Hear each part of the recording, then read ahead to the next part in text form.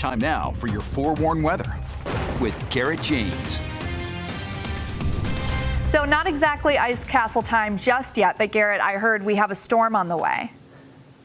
Oh yeah, that's right. So while it might not be time quite yet, maybe soon enough. Let's go ahead and take a look at the futurecast. We can see that there is a low pressure system building off the west coast, and it's that storm that we're going to be tracking, and it's eventually going to be working its way into the Beehive State, slowly but surely. But right now, we've still got the southwesterly flow and that high pressure system. But while we're keeping our eyes on that system, there's actually another one around the Montana and Idaho area that we're going to be tracking a cold front with that as well. So we're really tracking not just one, but two systems moving into the area and potentially a third one on the way. Let's take a look at the radar right now. We can see no rain out there at the present time, but for how long? Well, our futurecast, it shows, well, we've got that low pressure system just to our north, but we are going to be looking at a cold front slowly moving through the area. And as we see that, that's when we're going to look at those precip chances returning back to the Beehive State. There we can see by Thursday,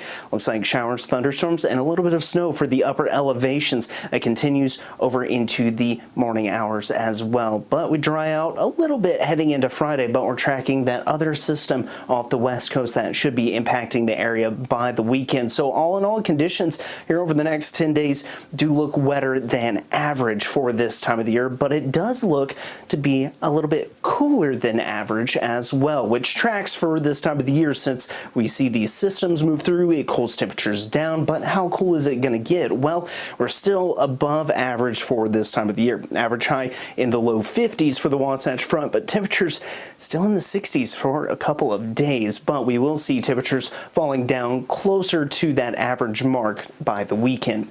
Now for St. George, on the other hand, things look to be a touch cooler. Average high for this time of the year in the upper 60s. And while we are above average for the next couple of days, we will be dropping below that average line by Thursday, Friday, and for sure by Saturday. Let's go ahead and take a look at temperatures out there right now. 54 in Delta, 46 in Milford, 52 Cedar City, 57 St. George, 45 Hanksville, 46 in Salt Lake City, and 39 in Logan.